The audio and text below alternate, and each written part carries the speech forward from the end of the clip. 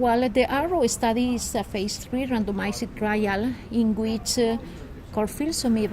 27 milligrams per square meter twice weekly was compared with Carfilzomib 70 milligrams meter square, but just once per week,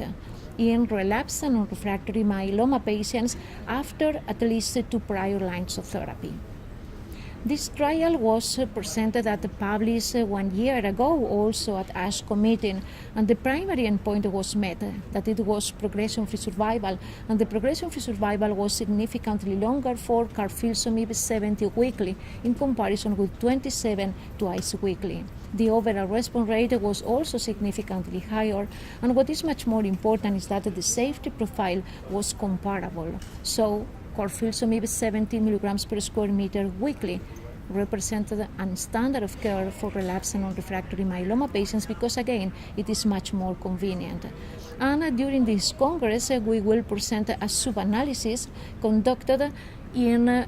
elderly patients in order to evaluate the efficacy and the safety profile according to the frailty status. And for doing this analysis, we decided to select frail patients according to the chronological age,